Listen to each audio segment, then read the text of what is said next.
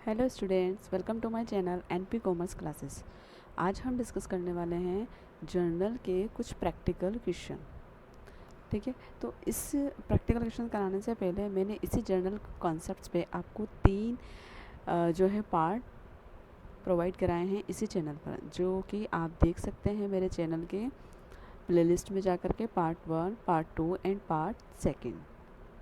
तीन conceptual session करवाने के बाद आज मैं लेकर के आई हूँ आपके लिए प्रैक्टिकल सेशन, जिसमें हम तीन प्रैक्टिकल क्वेश्चंस को इसमें डिस्कस करेंगे। जो जो कॉन्सेप्ट्स मैंने पढ़ाए हैं उन सभी कॉन्सेप्ट्स को कवर करते हुए आज के हम सेशन में डिस्कशन करेंगे। ठीक है, तो चलिए स्टार्ट करते हैं। क्वेश्चन नंबर 1, जिसमें है generalized the following transactions in the books of Himanshu. Himanshu की बुक्स में आपको जर्नल एंट्रीज करनी है। डेट वाइज आपको एंट्रीज गिवन है और उनका अमाउंट गिवन है। देखते हैं हम दिसंबर 1 के अंदर क्या एंट्री हुई थी। बिजनेस स्टार्टेड विथ कैश, नगद राशि से बिजनेस शुरू किया। कितना था? 75,000।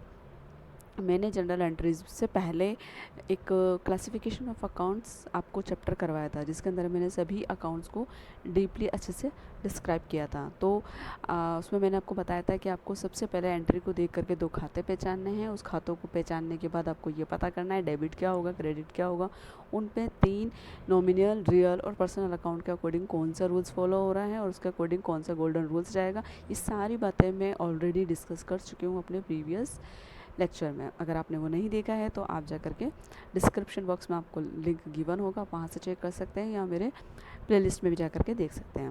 तो ये सारी चीज़ें हम फिर से डिस्कस नहीं करेंगे, डायरेक्ट एंट्री पर आते हैं कि बिज़नेस स्टार्ट किया। बिज़नेस स्टार्ट करने के लिए हमने कैश लगाया, तो उसकी एंट्री क्या होगी? Cash account debit to capital.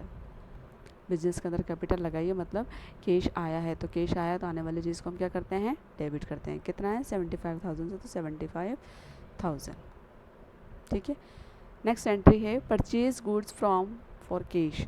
नगद माल खरीदा। नगद माल खरीदा, इसके अंदर दो कौन कौन से अकाउंट है जो कि प्रभावित हो रहे हैं। एक तो है परचेज की बात की जा रही है और दूसरी है कैश। जब भी हम नगद के अंदर माल खरीदते हैं तो परचेज़ को हमेशा डेबिट करेंगे, क्योंकि यहाँ परचेज़ से पता लगता है कि माल हमारे पास में आ रहा है, आने वाली चीज़ को हम डेबिट करते हैं। और इस माल के बदले में क्या गया आपके पास से? कैश गया, तो कैश को क्या कर देंगे? क्रेडिट कर देंगे। तो purchase account debit to cash account, ये एंट्री होगी 10,000 से।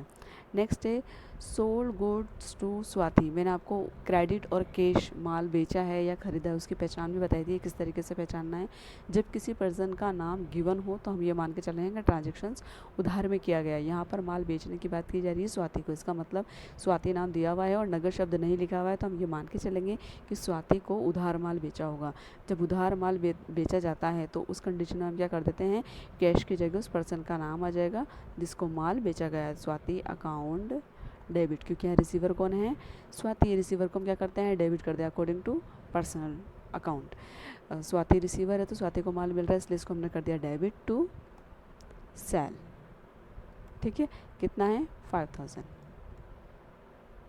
ये क्वेश्चन थोड़ा सिंपल ही है, आप इजी वे में कर पाओगे, लेकिन फिर भी मैं इसको समझाती हुई साथ में चल रही हूँ। आपको आगे चल के इसका सॉल्यूशन भी देखने को मिलेगा। मैं सॉल्यूशन इसलिए नहीं दिखा रही हूँ ताकि आप खुद हर एंट्री को अपने लेवल पर पहले सॉल्व करें, अगर नहीं आता है तो फिर सॉल्यूशन को देखें।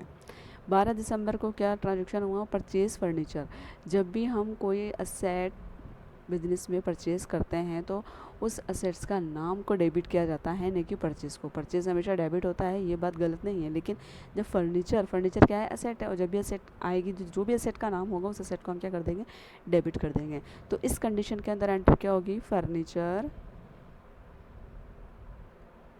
Account debit to cash.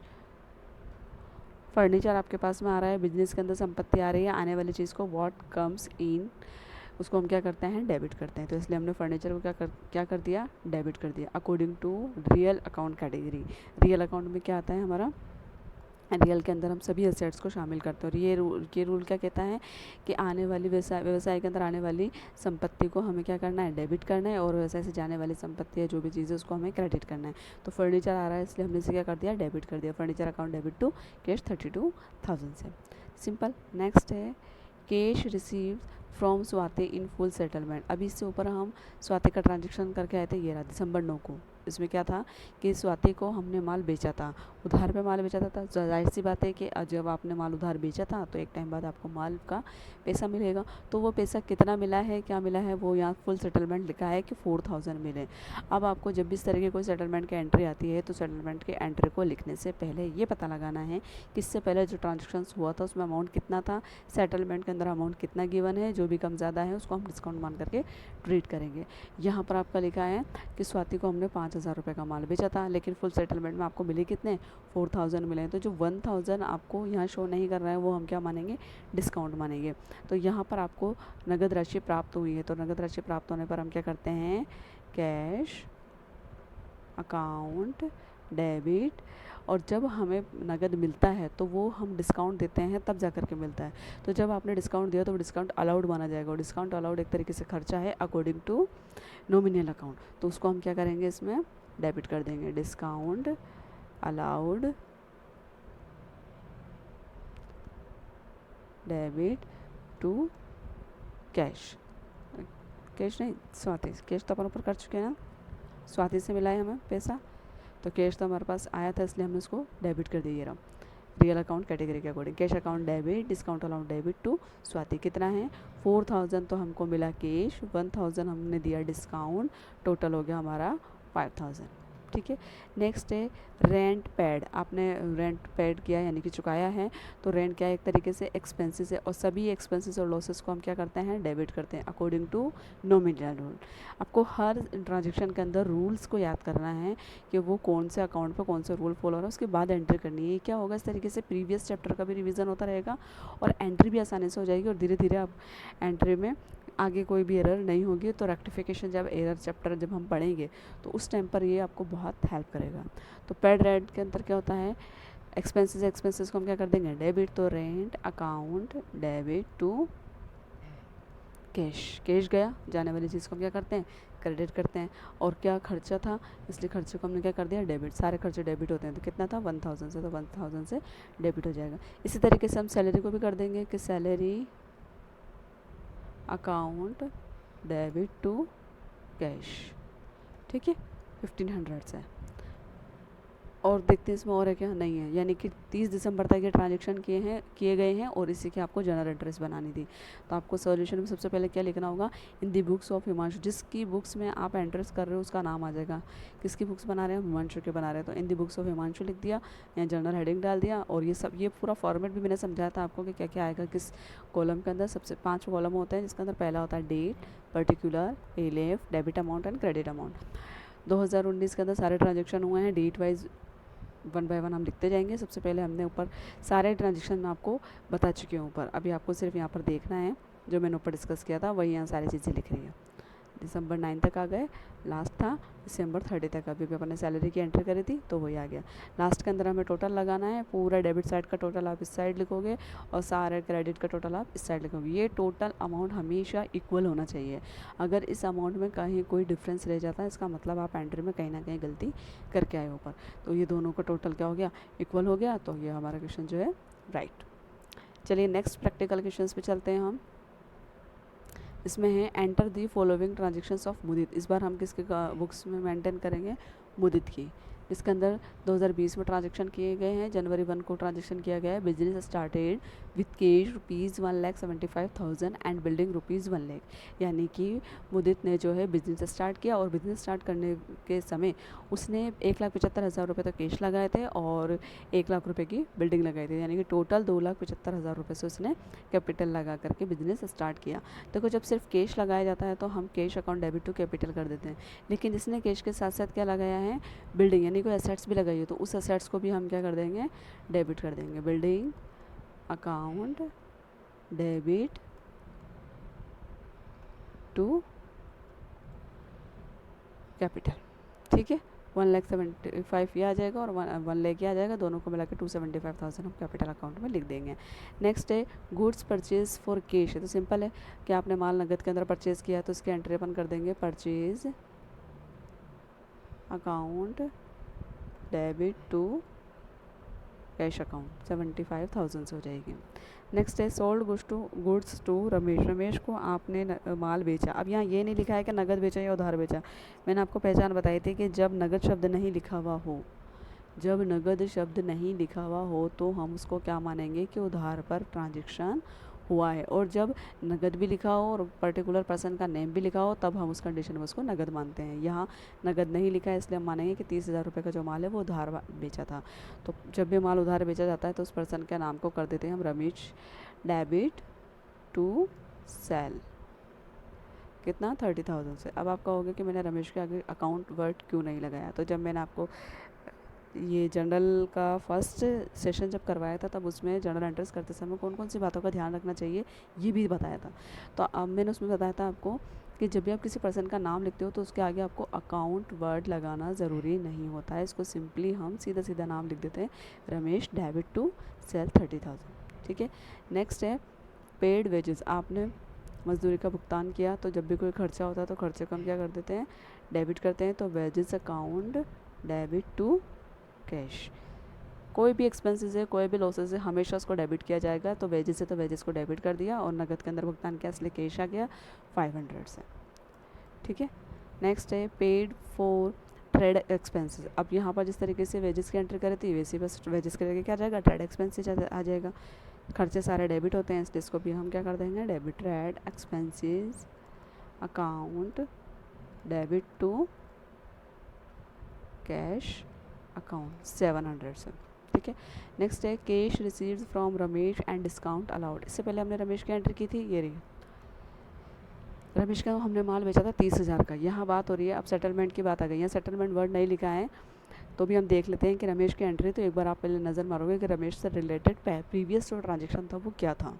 तो यहाँ पर रमेश को हमने 29,500 रुपये तो कैश पेमेंट कर रहे हैं, हमने उसे उधार माल बेचा था, और 500 रुपये का हमने उसको डिस्काउंट दिया। तो एंट्री क्या करेंगे? कैश रिसीव्ड हुआ है आपको, तो कैश अकाउंट डेबिट। जब भी हम कैश रिसीव्ड करते हैं उसके बदले में जो डिस्काउंट दिया जाता है वो डिस्काउंट अलाउड कहलाता है, और जब आप कैश देते हो उसके बदले में जो डिस्काउंट दिया था वो डिस्काउंट रिसीव्ड होता है। ये चीज़ ध्यान रखना। Discount allowed account debit to Ramesh. ठीक है। अकाउंट वर्ड नहीं लगाएंगे। कैश में कितना था? 29,500, डिस्काउंट में 500, टोटल 30,000 का ट्रांजेक्शन हुआ था। देख लो पीछे, ये रहा 30,000 का फाइनल सेटलमेंट हो चुका है। नेक्स्ट आगे चलते हैं। Goods purchase from Sudhir. अब यहाँ पर भी पर्सन का नाम लिखा है, इसका मतलब माल उधार खरीदा गया है। तो किससे खरीदा है? सुधीर से। तो Sudhir purchase account debit to Sudhir. ठीक है। कितना से? 27,000 से एंटर कर देंगे। ये नाम आ गया उस बंदे का। कैश की जगह क्या आ जाएगा? नाम आ जाएगा। Cartridge page. कार्टेज एक तरीके से डायरेक्ट एक्सपेंसेस माना जाता है, और डायरेक्ट एक्सपेंसेस किसी भी तरह के एक्सपेंसेस को हम डेबिट करते हैं तो उसको भी हम इसी एक्सपेंसेस के नाम से क्या कर देंगे? डेबिट। ये मैं रफली आपको समझा रही हूँ। आपको सिस्टमेटिक तरीके से जर्नल बना करके सारी एंट्रीज करनी है, जो कि मैंने आगे कर भी रखी है। इस तरीके से आपको जर्नल में शो करना है। ये सिर्फ मैं समझाने के लिए यहाँ पे रफली आपको लिखा है। Cartage account debit to cash किया है तो कैश आ जाएगा। अकाउंट कितना है? 1,000, तो 1,000 से एंटर कर देंगे। ठीक है।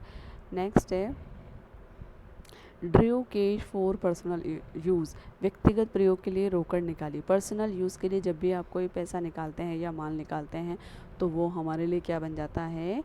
ड्राइंग्स। और ड्राइंग्स क्या होता है? हमेशा डेबिट। तो एंटर क्या करेंगे हम? ड्राइंग्स अकाउंट डेबिट टू क्या निकाला है? रोकड़ निकाली है तो कैश। जो भी चीज़ निकाली जाएगी, अगर माल निकाला है तो परचेज आ जाएगा, और आपने कैश निकाला है तो कैश आ जाएगा। कितने का निकाला? 5,000 से, तो 5,000 एंटर कर देंगे। ठीक है। नेक्स्ट है goods for house hold use. ये भी घरेलू उपयोग के लिए निकाला है, तो घरेलू उपयोग, व्यक्तिगत प्रयोग, ये सब ड्राइंग्स की कैटेगरी में आता है। तो यहाँ पर भी हम क्या कर देंगे? Drawings account debit. इस ट्रांजेक्शन में कैश की जगह क्या आ जाएगा? परचेज, क्यों आएगा परचेज़? क्योंकि माल निकाला है, और जब माल निकाला है तो परचेज़ कम हो जाएगी, तो परचेज़ को कम करने के लिए हम उसको क्रेडिट करेंगे, तभी तो कम होगी। 2000 आ जाएगा, 2000 से परचेज़ आपकी कम हो गई।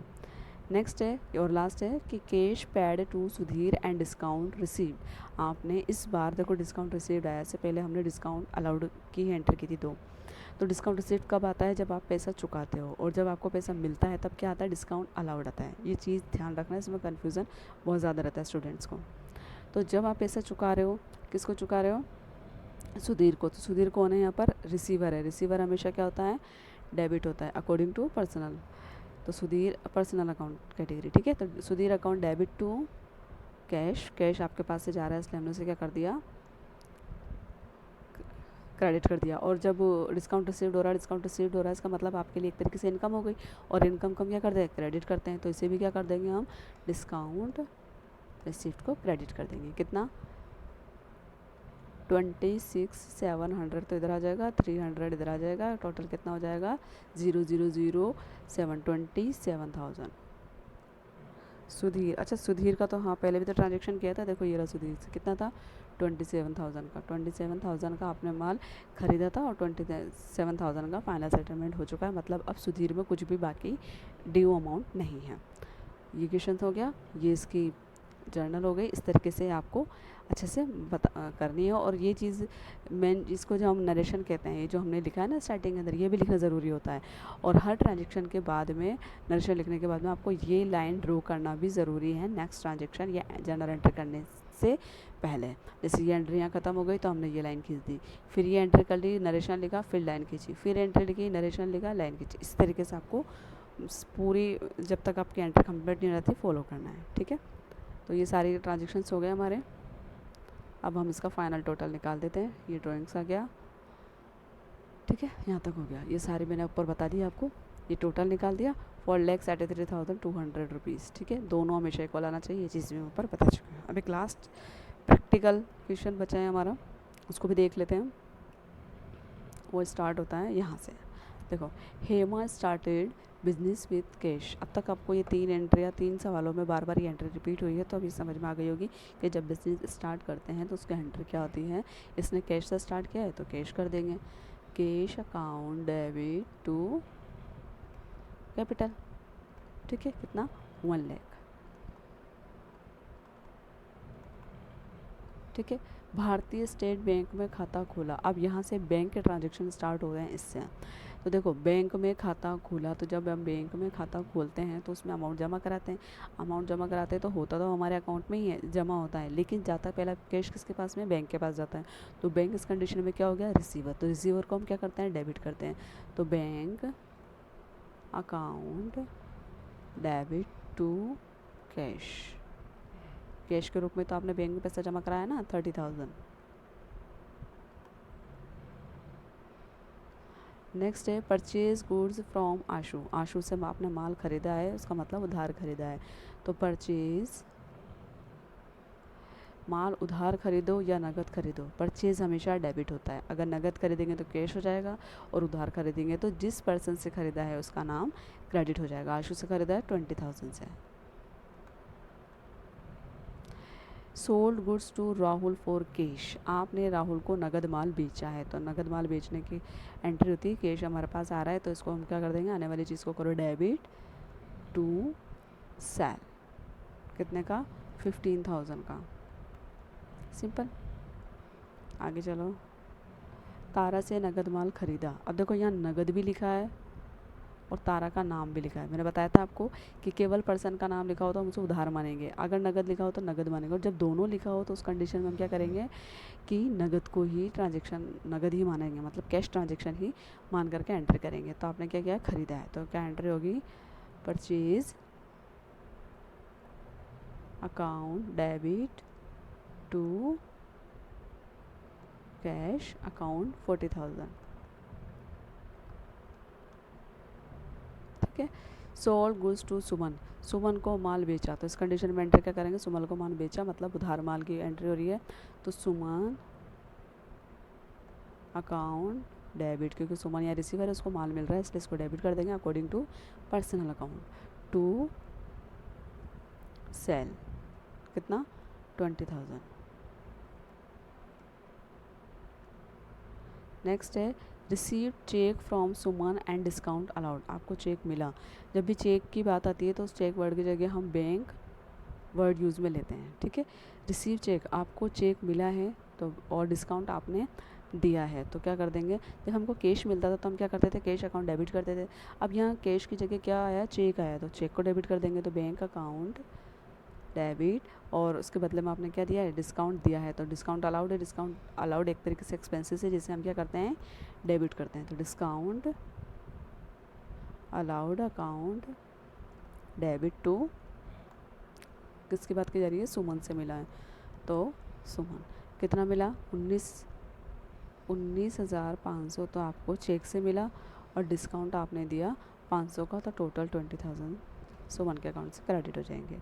नेक्स्ट है cheque given to Ashu on account. Ashu को आपने चेक जारी किया, तो चेक जारी करने की भी एंट्री होगी bank account debit to Ashu. Account word नहीं लिखेंगे, ओनली आशु। कितना, 10,000, ठीक है। रेंट पेड बाय चेक, देखो खर्चा है, खर्चे को क्या करते हैं, डेबिट करते हैं। कर दो debit, rent account debit to. अब जब नगद में चुकाते थे तो कैश करते थे। अब या नगद से ना चुका करके चेक से आप पेमेंट करो तो उसकी जगह क्या आ जाएगा, बैंक आ जाएगा। बहुत ईजिली समझना है, बहुत ज़्यादा टफ नहीं होती है, एंट्रीज बहुत ईजी होती है, बस धीरे धीरे समझते जाओ। अकाउंट्स की पहचानो, अकाउंट्स के अकॉर्डिंग रूल्स को पहचानो और फिर एंट्री कर दो, सिंपल। और जितनी प्रैक्टिस करोगे उतना ही आपके लिए अच्छा होगा और एंट्रीज आती रहेगी। जितनी अच्छी एंट्री आएगी उतनी अच्छा, जब आप वो रेक्टिफिकेशन वाला चैप्टर करोगे तो वो बहुत अच्छे से समझ में आएगा। विदाउट एंट्री किए आप रेक्टिफिकेशन ऑफ एरर को नहीं कर पाओगे, ठीक है। रेंट की एंट्री हो गई। नेक्स्ट है डिपॉजिट इनटू बैंक। बैंक में आप पैसा जमा कर रहे हो तो बैंक क्या हो गया, रिसीवर हो गया। रिसीवर को हम क्या करते हैं, डेबिट करते हैं। Bank account debit to cash 16,000।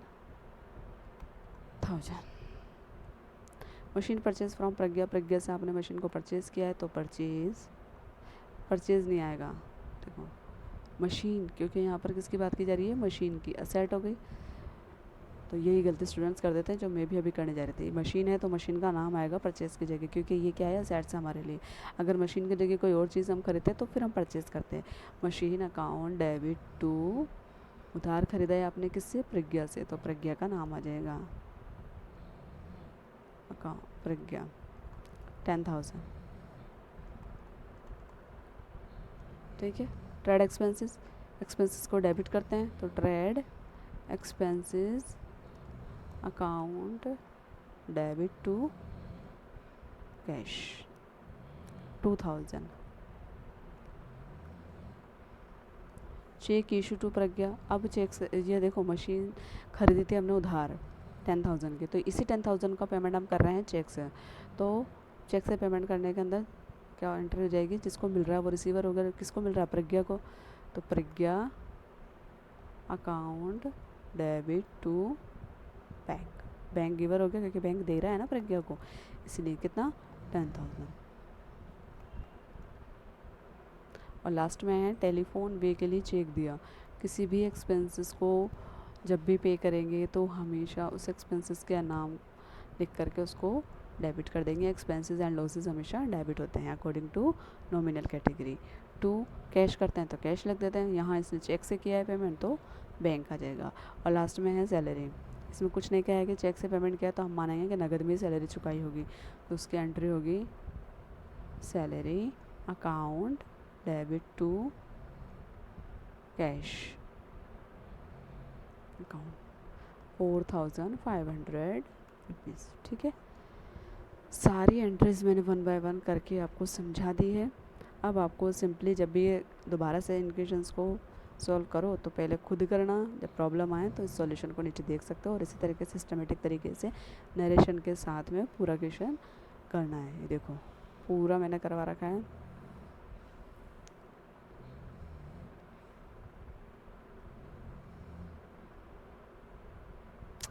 एक नोट और समझाना रह गया था, अपन ने एक एंट्री करी थी, कहाँ गई वो,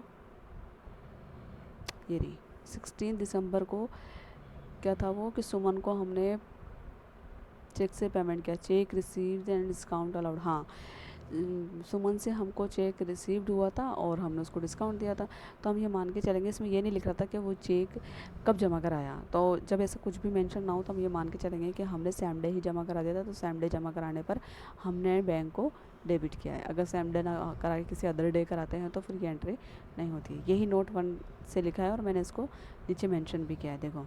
it is assume that the cheque is deposit into bank on the same day. ठीक है, लास्ट के अंदर इनका टोटल लगा देंगे, टोटल दोनों इक्वल आएगा, जैसे कि ऊपर 2 क्वेश्चन में आया था, और सवाल कंप्लीट। ठीक है, अब इसका कुछ ट्रांजेक्शन्स बचे हैं, जैसे कि चैरिटी वाले। चैरिटी के अंदर हम देते हैं फ्री सैंपल के अंदर माल को दिया, फायर वाले, और एक वो चोरी हो जाता है माल, थेफ्ट वाले।